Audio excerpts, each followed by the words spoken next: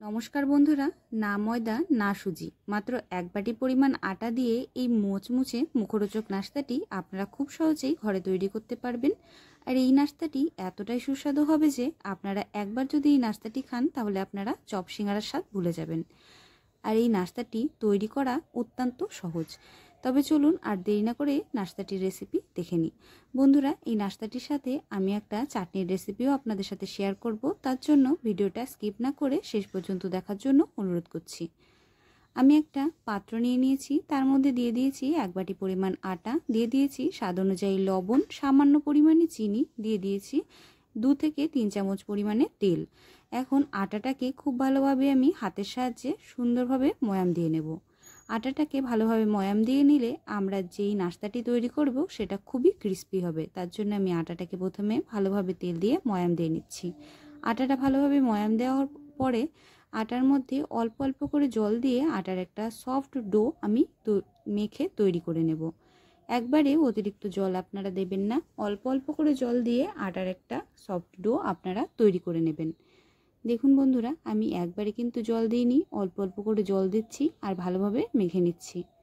আটাটাকে আমি ভালোভাবে মেখে নিয়েছি। এখন আটাটাকে বেশ কিছুক্ষণ আমাদের ঢেকে রেখে দিতে হবে। আটাটা যতক্ষণ ঢেকে রেস্টে রেখে দিচ্ছি ততক্ষণ চলুন আমরা পুরটা তৈরি করে নিই। আমি গ্যাসের উপরে একটা কড়াই বসিয়ে দিয়েছি, কড়াইতে দিয়ে দিয়েছি সর্ষের তেল। তেলটা ভালোভাবে গরম হয়ে গেলে তেলের মধ্যে আমি দিয়ে দিচ্ছি কুচনো পেঁয়াজ। আমি এখানে 2টো মিডিয়াম সাইজের পেঁয়াজকে কুচি করে কেটে নিয়েছি। পেঁয়াজটা তেলের মধ্যে দিয়ে বেশ কিছুক্ষণ আমাদের নেড়েচেড়ে সুন্দরভাবে ভেজে নিতে হবে।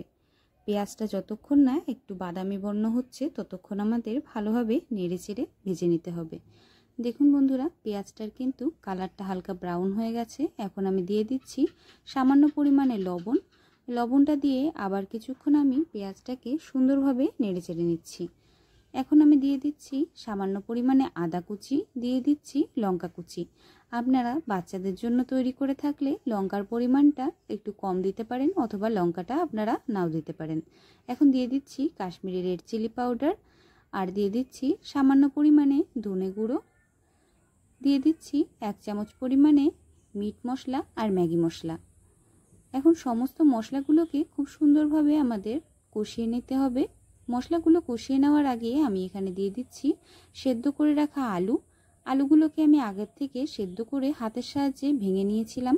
এখন সমস্ত মশলার সাথে আলুগুলোকে দিয়ে সুন্দরভাবে আমি নেড়েচেড়ে কিছুক্ষণ কষিয়ে নেব। কিছুক্ষণ আলুটাকে কষিয়ে নেওয়ার পরে আলুর মধ্যে আমি দিয়ে দিচ্ছি স্বাদ অনুযায়ী লবণ, দিয়ে দিচ্ছি পরিমাণ মতন হলুদ। এখন সুন্দরভাবে আবার কিছুক্ষণ আলুটাকে আমাদের ভালোভাবে নেড়েচেড়ে কষিয়ে নিতে হবে। দিয়ে দিচ্ছি 1 চামচ পরিমাণে চিনি। আপনারা চিনিটা যদি না খেতে চান তাহলে আপনারা চিনিটা এখানে স্কিপ করতে পারেন, তবে চিনি দিলে কিন্তু স্বাদটা খুবই ভালো আসে। নামানোর আগে দিয়ে দিচ্ছি কুচি করে কেটে রাখা ধনেপাতা। ধনেপাতাটা দেওয়ার পরে আবার কিছুক্ষণ নাড়ি চাড়িয়ে কষিয়ে নেব। কষিয়ে নেওয়ার পরে এই পুরটাকে কিছুক্ষণ নামিয়ে ঠান্ডা করে নেব। বন্ধুরা, এখন আমি যে আটাটাকে মেখে কিছুক্ষণের জন্য রেস্টে রেখেছিলাম সেই আটাটার থেকে ভালোভাবে আমি লেচিগুলো কেটে নেব। খুব বেশি বড় করে লেচি কাটবো না, একটু মিডিয়াম করে আমি লেচি কেটে নেব। আমরা যেই রকমভাবে রুটির জন্য লেচি কেটে থাকি সেরকমভাবে আমি লেচিগুলোকে কেটে নেব। আপনারা যদি আমার চ্যানেলে আজকে প্রথম ভিডিও দেখতে এসে থাকেন তাহলে অবশ্যই কিন্তু আমার চ্যানেলটিকে সাবস্ক্রাইব করে বেল আইকন দাবিয়ে রাখবেন। আর বেল আইকন দাবানোর পরে অল নোটিফিকেশান অন করতে একদম ভুলবেন না, যাতে আমি যখনই ভিডিও ছাড়ি আপনারা তার নোটিফিকেশানটা একদম সাথে সাথে পেয়ে যান। আর রেসিপিগুলো আপনাদের যদি ভালো লাগে অবশ্যই নতুন বন্ধুদের মধ্যে শেয়ার করবেন। রেসিপি নিয়ে আপনাদের যদি কোনো রকম কোনো প্রশ্ন থাকে অথবা বুঝতে কোথাও অসুবিধা হয় সেগুলো আমাকে কমেন্টের মাধ্যমে অবশ্যই জানাবেন। আমি লেচিগুলোকে কেটে নিয়েছি, আর এইখানে একটা লেচি নিয়ে হাতের সাহায্যে একটু চাপ দিয়ে অল্প সামান্য পরিমাণে আটা ছড়িয়ে একদম রুটির মতন করে আমি বেলে নেব। খুব বেশি পাতলা করে রুটিটাকে বেলবো না, একটু মোটা করেই রুটিটাকে ভালোভাবে আমি বেলে নেব। দেখুন বন্ধুরা, আমি রুটিটাকে ভালোভাবে বেলে নিয়েছি।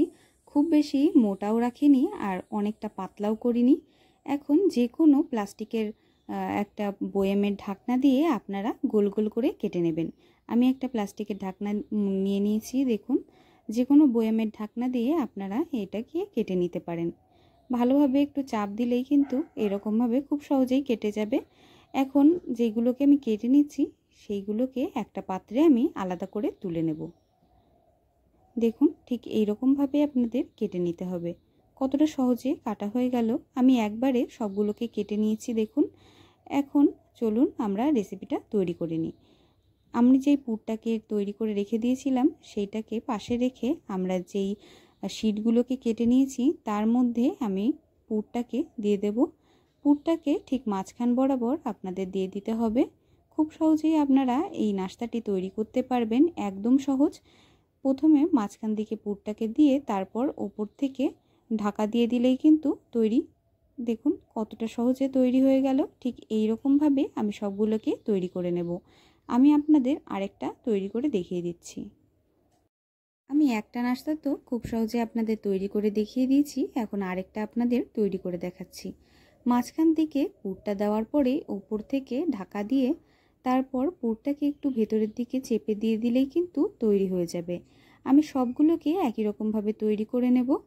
দেখুন বন্ধুরা, আমি একে একে সবগুলোকে তৈরি করে নিয়েছি। এবার চলুন আমরা একটা চাটনি তৈরি করে নিই।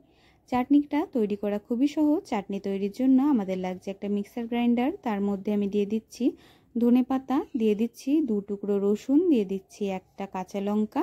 আপনারা ঝাল যদি না খেতে চান তাহলে আপনারা কাঁচা লঙ্কাটা স্কিপ করতে পারেন। দিয়ে দিচ্ছি টমেটো, একটা গোটা টমেটোকে আমি 4 ফালি করে কেটে দিয়ে দিয়েছি অল্প সামান্য পরিমাণে লবণ স্বাদ অনুযায়ী, আর দিয়ে দিচ্ছি সামান্য পরিমাণে জল।